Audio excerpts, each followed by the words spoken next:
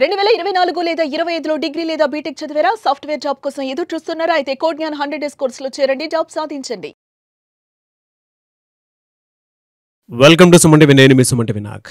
According to అంటే legal point of view నుంచి చూసేటప్పుడు 498A చాలా మంది దాన్ని దుర్వినియోగం చేస్తున్నారని చెప్పేసి అంటూ ఉంటారు. కొంతమంది ఏమో 498 అనేటువంటి యాక్ట్ లేదనంటే మా జీవితాలు మొత్తం నాశనం అయిపోయి అని చెప్పేసి కొంతమంది ఆడపిల్లలు మాట్లాడుతూ ఉంటారు. అసలు ఈ చట్టం ఏం చెప్తోంది? ఇది దుర్వినియోగం అవుతుందా, సద్వినియోగం అవుతుందా అనేటువంటిది, అండ్ దీనికి సంబంధించినటువంటి రైట్స్ ఎలా ఉంటాయి? ఎవరికైనా సరే ఈ సెక్షన్కి సంబంధించినటువంటి ఇబ్బందులు జరుగుతున్నాయి అని అంటే వాటిని ఏ విధంగా ఓవర్కమ్ అవ్వాలి, అండ్ లీగల్గా ఎలాంటి రెమెడీస్ ఉన్నాయి అనేది ఈరోజు మనతో పాటు హైకోర్టు అడ్వకేట్ అలాగే రవీంద్రనాథ్ గారు ఉన్నారు. అది వారి మాట్లాడి తెలుసుకుందాం. Hello sir. హాయ్ అండి నాగరాజ్ గారు. వైఫ్ అండ్ హస్బెండ్ రిలేషన్షిప్లో ఏ థర్డ్ పర్సన్ ఎంటర్ అయినా సరే టక్కన 498A బయటకు వచ్చేస్తుంది అనేటువంటిది ప్రధానంగా మనం ప్రస్తుతం ఉన్నటువంటి సమాజంలో చూసేటువంటి ఆరోపణలు. ఎందుకు అని అంటే వాళ్ళు ఎలాగో కొట్టుకుంటారు, వాళ్ళకి ఏదైనా ప్రాబ్లమ్స్ వచ్చినా చిన్న చెత్తగా ఉంటూనే ఉంటే అది ఎక్స్ట్రీమ్కి వెళ్తుంది. బట్ వేరే వాళ్ళు ఎప్పుడైతే ఎంటర్ అవుతూ ఉంటారో అది లీగల్ పాయింట్ వరకు వెళ్ళే అవకాశం ఉంటుంది. ఏ ఇష్యూ అయినా సరే థర్డ్ పర్సన్ ఇన్వాల్వ్ అయినప్పుడే వాటికి సంబంధించినటువంటి డిస్కషన్స్ ఎక్కువ నడుస్తాయి. అసలు ఈ చట్టం ఏం చెప్తుంది? 1983 డిసెంబర్ 25న ఈ 498A అన్నటువంటి సెక్షన్ని మన లీగల్ ఐపీఎస్లో ఇన్వాల్వ్ చేయడం జరిగిందండి. 1983 డిసెంబర్ 25న ఎందుకోసం చేశారు అంటే మహిళలకు సంబంధించి వరకట్న వేధింపులు, అదేవిధంగా శారీరక మానసిక హింసకు సంబంధించి అట్లాంటి వేధింపులకు గురి కాకుండా అట్లా గురి అయినట్లయితే భర్తల మీద ఒక రకమైనటువంటి రక్షణ చట్టం కోసం, అంటే భర్తలకు వ్యతిరేకంగా భార్యల కోసం ఇచ్చే రక్షణ చట్టాన్నే ఈ 498A అనే సెక్షన్ కింద చెప్పడం జరిగింది. అయితే ఈ సెక్షన్ యాక్చువల్గా 1983 డిసెంబర్ 25న వచ్చినప్పుడు కూడా ఇది ఐపీసీలో సెకండ్ అమెండ్మెంట్ కింద స్టార్ట్ చేయడం జరిగింది. ఇది దీని యొక్క ఇంట్రడక్షన్ సంబంధించి. ఈ సెక్షన్ ఎందుకు వాడతారంటే ఒకటి mental abuse, second one is the physical abuse, మూడోది డౌరీ హెరాస్మెంట్, నాలుగవది ఫినాన్షియల్ అబ్యూజ్.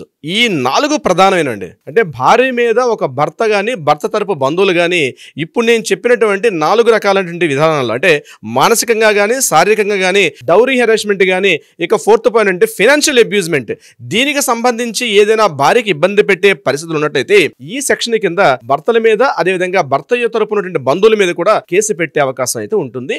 అప్పటి నుంచి కూడా 83 నుంచి రకరకాల కేసులు వస్తున్నాయి. కానీ మొదట్లో ఈ యొక్క సెక్షన్ గురించి పెద్దగా నాలెడ్జ్ లేనప్పటికీ కూడా గడిచిన దశాబ్ద కాలంగా చూసినట్టయితే ఆల్మోస్ట్ ప్రతి పోలీస్ స్టేషన్లో కూడా ప్రతిరోజు కనీసం 10 సంఖ్యలో అయితే కేసులు నమోదవుతున్నాయి. అంటే దీన్ని మిస్యూజ్, అంటే సుప్రీంకోర్టు ఒక కొన్ని సందర్భాల్లో కేసులకు సంబంధించి ఈ సెక్షన్ ఏదైతే ఉందో కొంతవరకు దుర్వినియోగం అవుతుంది అని చెప్పడం కూడా జరిగింది.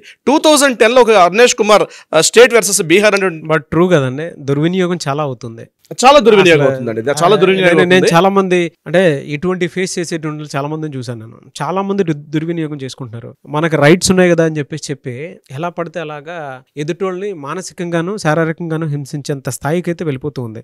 కొన్ని కుటుంబాలే నాశనం అయిపోతూ ఉన్నాయి. అవునండి, మీరు చెప్పింది 100% రైట్ అండి. కుటుంబాలు కూడా నాశనం అయిపోతున్నాయి. అంటే భార్యాభర్తల మధ్య ఉన్నటువంటి ఏదైతే ఒక పవిత్రమైన ఒక బంధం ఏదైతే ఉంటుందో, ఒక సమాజంలో ఒక భార్యాభర్తల రిలేషన్షిప్ అంటే ఒక మంచి సమాజం నిర్మించుకోవాలి. చిన్న చిన్న గొడవలు సహజంగా వస్తాయండి. భార్యాభర్తల మధ్య చిన్న చిన్న గొడవలు, మాట పట్టింపులు, చిన్న చిన్న తగులు ఇట్లాంటివి సహజం. కానీ ఈ 498 అడ్వాంటేజ్ తీసుకొని భర్త మీద ఇమీడియట్గా కోర్టులకు వెళ్ళిపోవడం, పోలీస్ స్టేషన్లకు వెళ్ళి ఎఫ్ఐఆర్ నమోదు చేయడం అన్నటువంటి పరిస్థితికి వెళ్ళిపోతున్నారు. కానీ చిన్న విషయాన్ని గుర్తుపెట్టుకోలేకపోతున్నారు. ఈ 498 సెక్షన్ అనేది చాలా చిన్నది నాగరాజ్ గారు, చాలా చిన్న సెక్షన్. అంటే మిగిలినటువంటి సెక్షన్స్తో పోలిస్తే ఇప్పుడు ఉదాహరణకి ఒక మర్డర్ చేసినా లేకపోతే ఇతరత్ర ఏదైనా క్రైమ్ చేస్తే 7 సంవత్సరాలుగా పైబడి ఉన్నటువంటి సెక్షన్ ఉంటాయి. కానీ దీనికి ఈజీగా బెయిల్ వస్తుందండి. 498A సెక్షన్ కింద కానీ పెట్టగలిగితే ఇమ్మీడియట్గా బెయిల్ వస్తుంది. ఇది తెలుసుకోలేకపోతున్నారు భార్యలు పెట్టుకునే ముందు. ఇది బెయిలబుల్ సెక్షనే. ఫస్ట్గా నాన్ బెయిలబుల్ అంటే ఫిజికల్గా ఎవిడెన్స్ అని చూపించినప్పుడు మాత్రమే నాన్ బెయిలబుల్ అవుతుంది. కానీ 41A ఖచ్చితంగా ఇష్యూ చేయాలి ఈ కేసుకు సంబంధించి. ఇది క్లియర్గా మెన్షన్ చేస్తుంది. ఇంతకుముందు ఏంటంటే పోలీస్ స్టేషన్కి వెళ్ళి ఈ కేసుకు సంబంధించి నా భర్త నన్ను ఇట్లా కొడుతున్నాడనో తిడుతున్నాడనో లేకపోతే ఫైనాన్షియల్గా డౌరీ తీసుకొని రమ్మంటున్నాడనో రకరకాలు చేసేటప్పుడు ఇమీడియట్గా ఎఫ్ఐఆర్ నమోదు చేసేవారు. కానీ ఈరోజు ఎఫ్ఐఆర్ ఇమీడియట్గా నమోదు చేయట్లేదు. అదేవిధంగా అరెస్ట్ కూడా చేయొద్దని Arnesh Kumar versus state of Bihar అని చెప్పి ఎప్పుడైతే మనకి సుప్రీంకోర్టు ఒక ల్యాండ్ మార్క్ జడ్జిమెంట్ ఎప్పుడైతే ఇచ్చారో, సుప్రీంకోర్టు కూడా గైడ్లైన్స్ ఇచ్చిన తర్వాత దీనికి సంబంధించి పోలీస్ స్టేషన్ కూడా ఇమ్మీడియట్గా ఎఫ్ఐఆర్ నమోదు చేయడం అనేది గుర్తుపెట్టుకోవాలి. నెంబర్ 2 ఏంటంటే దీని మీద ఒకవేళ భర్తకి ఇచ్చినప్పుడు కూడా భర్త కూడా 41A నోటీస్ ఇష్యూ చేసి కానీ అప్పుడు దీని మీద అరెస్ట్ చేసే అవకాశం లేదు. ఇది గుర్తుపెట్టుకోవాలి. 41A ఇచ్చారంటే ఖచ్చితంగా బిలో 7 years ఉన్నటువంటి కేసులకు మాత్రమే 41A అన్నది ఇష్యూ చేస్తారంటే మిమ్మల్ని అరెస్ట్ చేస్తున్నాం అనే విషయం చెప్పడానికి. ఇంకొకటి ఏంటంటే దీనికి యాంటిసిపేటరీ బెయిల్ కూడా తీసుకురావచ్చు. ఒకవేళ ఖచ్చితంగా అరెస్ట్ చేసే ఉద్దేశం ఉంటే దీని మీద యాంటిసిపేటరీ బెయిల్ కూడా తీసుకునే అవకాశం కూడా ఉంటుంది. ఒకవేళ లోవర్ కోర్టు దీని మీద అబ్జెక్షన్స్ పెట్టినప్పుడు పై కోర్టు కూడా వెళ్ళి దాన్ని క్లోజ్ చేసుకునే అవకాశం కూడా ఉంటుంది. ఒకవేళ ఫ్యామిలీ కోర్టులో అరెస్ట్ వారెంట్ ఇష్యూ చేసినప్పుడు కూడా పై కోర్టుకి వెళ్ళొచ్చు, లేదా హైకోర్టుకి వెళ్ళి కూడా క్వాష్ పిటిషన్ పెట్టుకునే అవకాశం కూడా ఈ 498 మీద ఉంది. ఒకవేళ హైకోర్టు కూడా డిలే చేస్తే సుప్రీంకోర్టు కూడా వెళ్ళొచ్చు. ఏదేమైనప్పటికీ కూడా అరెస్ట్ అన్నది ఇంత ముందున్నట్టుగా ఇమీడియట్ గా కేసు వచ్చింది కాబట్టి అరెస్ట్ చేసేసి ఇమీడియట్ గా కోర్టులో ప్రవేశపెట్టడం ఎక్స్ట్రీమ్ లో ఉన్నప్పుడు అరెస్ట్ చేయడానికి అవకాశం ఉంటుందండి. అసలు అంటే ఇక్కడ వైఫ్ అండ్ హస్బెండ్ రిలేషన్షిప్ లో ఒక్కళ్ళదే ఎప్పుడు కూడా తప్పుండదు, బోత్ సైడ్స్ ఉంటాయి. కొన్నిసార్లు ఏంటంటే కొంత సాడిజం, సైకోయిస్టిక్, నార్సిస్టిక్ లక్షణాలు ఉండేటువంటి వాళ్ళని అరెస్ట్ కాదు ఇంకెక్కడన్నా ఏజ్ చేసినా కూడా తప్పలేదు, అందులో ఇదే లేదు. ఏ ఎక్స్ట్రీమ్ పాయింట్ లో ఉన్నప్పుడు జనరల్ గా అరెస్ట్ చేసే అవకాశం ఉంటుంది. అరెస్ట్ అనేది చాలా ఎక్స్ట్రీమ్ అండి. అంటే రియరెస్ట్ రేర్ ఆఫ్ కేసుల్లో మాత్రమే అరెస్ట్ చేస్తారు. నేను ఆ వర్డ్ వాడతాను, రియరెస్ట్ ఆఫ్ రేర్ కేసుల్లో. సుమారుగా ఒక 100 కేసులు పెడితే ఏ 1-2 కేసులు అరెస్ట్ తప్ప మిగిలిన 90-95 కేసులు అరెస్ట్ ఇమీడియట్ గా చేసే అవకాశం కూడా లేదు. ఉదాహరణకి ఎగ్జాంపుల్ చెప్తాను. భార్య భర్త ఇద్దరు కూడా కొట్టుకున్నారు ఇంట్లో. అతను ఏం చేశాడు, ఫిజికల్ హ్యాండ్లింగ్ చేశాడు. ఇంట్లో ఏదో వస్తువుతో ఆమెను విసిరి కొట్టాడు. కోర్టులో రేపు కేసు ఫైల్ చేసేటప్పుడు ఎవిడెన్సెస్ చాలా ఇంపార్టెంట్. కోర్టుకు కావాల్సింది నిజం కాదు, కోర్టుకు కావాల్సింది సాక్ష్యం. మీరు ఫైల్ చేస్తున్నారు 498 అన్నది ఫైల్ చేస్తున్నారంటే మీ దగ్గర ప్రాపర్ ఎవిడెన్సెస్ ఉండాలి. లేదా అంతేగాని కోర్టు ముందుకు వచ్చి జడ్జి గారి ముందర మొత్తం ఏడుపులు పెట్టి పెడబొబ్బులు పెట్టేసి నాకు ఇట్లా జరిగిపోయింది అట్లా జరిగిపోయింది అంటే ఇది జడ్జిమెంట్ మీద ప్రభావితాన్ని చూపించదు. మీరు అక్కడ ఎన్ని రకాలుగా చేసి ఉండొచ్చు, కానీ కోర్టుకు కావాల్సింది సాక్ష్యం చూపించాలి. అంటే ఎలా, ఉదాహరణకు ఒక ఇంట్లో కొట్టుకున్నారు ఇద్దరు. కొట్టుకునేటప్పుడు ఆ సంఘటన ఎప్పుడో జరిగిపోయింది, ఒక 3 నెలల క్రితం జరిగిపోయింది అనుకోండి. ఒక భార్య భర్తలు కొట్టుకున్నారు ఇంట్లో. కొట్టుకునేటప్పుడు భర్త ఏదో ఇంట్లో ఉన్న వస్తువుని భార్య మీద విసిరాడు. విసిరేటప్పుడు ఆమెకు తలగా గాయం తగిలింది. గాయం తగిలితే ఇమీడియట్ గా ఆవిడ దగ్గర 100 కాల్ చేయడం, లేకపోతే పక్కింటి పిన్ని గారినో ఇంటి పక్కన అక్క గారిని తీసుకొని హాస్పిటల్కి వెళ్ళి హాస్పిటల్ ఆ కుట్లు వేసుకున్నటువంటి ఆ రిపోర్ట్ తీసుకొని రావాలి.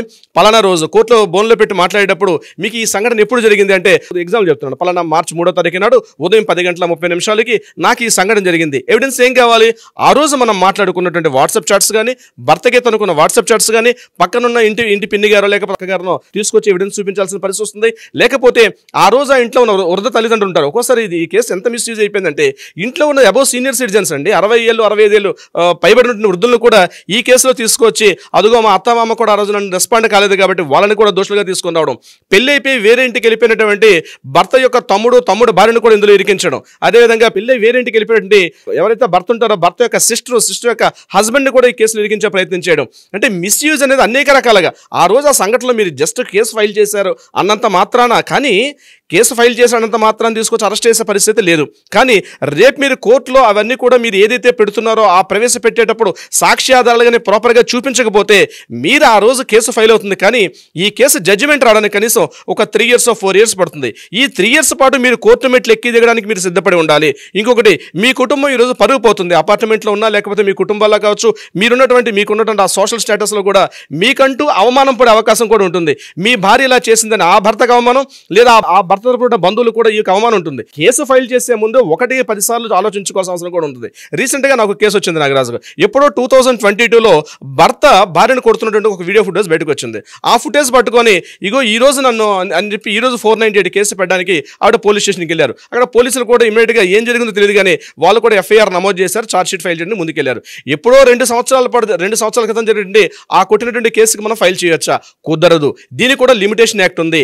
వితిన్ 3 years మాత్రమే, సంఘటన జరిగిన 3 years మాత్రమే దీన్ని ఫైల్ చేసుకోవాల్సిన అవసరం తప్పించి 2 years 3 years 5 years బ్యాక్ ఎప్పుడు జరిగిన సంఘటనే దాన్ని జస్ట్ ఆయన అప్పుడు కొట్టాడు కాబట్టి ఇప్పుడు ఈ రోజు నొప్పి తగలడం అన్నది ఇంపాసిబుల్. మీరు సంఘటన జరిగిందంటే వితిన్ 3 years దాన్ని ఫైల్ చేయాల్సింది తప్పించి సంఘటన జరిగిపోయిన 3 ఏళ్ల తర్వాత వచ్చి నేను కేసు ఫైల్ చేస్తాను అని చెప్పి మీరు చెప్పడం బాగానే ఉంటుంది. అక్కడ ఉన్న పోలీస్ ఇన్స్పెక్టర్ గారు కూడా దాన్ని కేసు ఫైల్ చేయడం, ఇంటరాగేషన్ పిలిపించడం. ఇంకొకటి, ఇద్దరి మధ్య సత్సంబంధాలు లేవు అంటే భార్యాభర్త విడాకులు తీసుకోలేదు, ఎక్కడో దూరంగా ఉన్నారు, ఒక ఇంట్లో లేరు, ఎక్కడెక్కడో దూరంగా ఉన్నారు. ఆయన ఎక్కడో వైజాగ్లో ఉంటాడు, మీరు ఇక్కడ హైదరాబాద్లో ఉన్నారు. ఇటువంటి సందర్భాలు ఆయన మీద 498 ఎట్లా పెడతారు? లేదండి ఆయన మానసికంగా నాకు ఫోన్లో కానీ వాట్సాప్లో కానీ బెదిరిస్తున్నాడంటే అవి మీరు ప్రూవ్ చేయాల్సిన అవసరం ఉంటుంది. అవేమీ లేకుండా మీరు డివోర్స్ తీసుకోకుండా దూరంగా ఉన్నాడని అంటే దూరంగా ఉన్నాడు, భర్త నాతో కలిసి లేడు అని చెప్పి 498 పెట్టే అవకాశం కూడా లేదు. ఇట్లా 498కి చాలా పారామీటర్స్ ఉంటాయి నాగరాజు గారు. అవన్నీ దృష్టిలో పెట్టుకోకుండా నేను కాస్త ఏడుస్తున్నాను పెడబోబులు పెడుతున్నాను చెప్పి తిన్నగా పోలీస్ స్టేషన్కి వెళ్ళి ఒక ఎఫ్ఐఆర్ నమోదు చేసి ఇమీడియట్గా ఆయనకి కేసు మెట్లు ఎక్కించడం కరెక్ట్ కాదు. మీరు ఫైల్ చేసే ముందు దాని తలకు ఉన్నటువంటి పారామీటర్స్ ఎంతవరకు ఉంది, ఎంతవరకు పాసిబిలిటీస్ ఉన్నాయి, ఎవిడెన్స్ అన్ని ప్రొడ్యూస్ చేసుకోకపోతే ఈ 3 ఏళ్ల 4 ఏళ్ల పాటు మీరు కోర్టు మెట్లు ఎక్కి దిగడం అనేది చాలా అవమానకరంగా ఉంటుంది, టైం వేస్ట్ కూడా అవుతుంది. నాగరాజు అక్కడ దాకా వెళ్లకుండా మీలాంటి వాళ్ళ దగ్గర కౌన్సిలింగ్ త్రూ లేదంటే ఆల్రెడీ ఇది ఫేస్ చేస్తున్నటువంటి చాలా మంది ఉంటారు, మిమ్మల్ని అప్రోచ్ అవ్వచ్చు. అప్రోచ్ అవ్వాలంటే ప్రాసెస్ ఏంటి? తప్పనిసరిగా నాగరాజు గారు ఏదైతే కింద స్క్రోల్ అవుతున్న నెంబర్ని కాంటాక్ట్ చేసినా లేదా కాల్ చేసినా అట్లీస్ట్ వాట్సాప్లో ఒక మెసేజ్ పెట్టినా ఇమీడియట్గా మన లీగల్ టీం వాళ్ళని అప్రోచ్ అవుతారు. మీరు కౌన్సిలింగ్కి రావచ్చు. మీ మధ్య ఉన్నటువంటి ఆ సత్సంబంధాలు చెడిపోతే వాటిని కూర్చుని మాట్లాడుకునే పరిష్కార మార్గం అనేది ప్రయత్నం చేసే అవకాశం ఉంటుంది. ఒకవేళ లేదు ఇంకా తీవ్రతరంగా ఉన్నటువంటి పరిస్థితుల్లో నిజంగానే మీ భర్త మిమ్మల్ని హెరాస్మెంట్ చేస్తున్నాడు, ఆయన మీద తీవ్రంగా మిమ్మల్ని మానసికంగా శారీరకంగా రకరకాలుగా ఇబ్బందులు కూర్చున్న సందర్భాల్లో ఏ రకంగా కేసులు ఫైల్ చేసుకోవచ్చు, కేసు కోర్టులో పెట్టి ఎక్కడానికి బిఫోర్గా ఏమైనా పాసిబిలిటీస్ ఉంటే అవన్నీ కూడా మనం ప్రయత్నం చేసే అవకాశం ఉంటుంది. లేదా ఇదివరకే కోర్టులో కానీ కేసులు పెట్టి అటువంటి రిలేషన్షిప్ ఉంటే వాటిని కూడా మనం పరిష్కార మార్గం చూపే ప్రయత్నం చేస్తాం. నాగరాజ్ గారు ఎనీవేస్ థ్యాంక్ యూ అండి, thank you so much Alagiri Ravindranath గారు. Thank you so much Nagaraj గారు. చూశారు కదండి వీడియో. ఈ వీడియోపై మీ అభిప్రాయాన్ని కమెంట్ బాక్స్లో పోస్ట్ చేయండి. ముఖ్యంగా మీరు కనుక హైకోర్టు అడ్వకేట్ అలగిరి రవీంద్రనాథ్ గారిని సంప్రదించాలి అని అంటే స్క్రీన్ మీద మీ కాంటాక్ట్ నెంబర్ కనిపిస్తుంది, మీరు కాల్ ఆర్ మెసేజ్ వాట్సాప్ చేసి వెంటనే అపాయింట్మెంట్ బుక్ చేసుకోవచ్చు. ఈ వీడియో లైక్ చేయండి, షేర్ మాత్రం తప్పకుండా చేయండి. ఇలాంటి మరిన్ని వీడియోస్ కోసం మా ఛానల్ ఫాలో అవ్వండి. Thank you. సుమన్ టీవీలో మీ పర్సనల్ అండ్ బిజినెస్ ప్రమోషన్స్ కోసం కింది నెంబర్కి కాంటాక్ట్ చేయండి.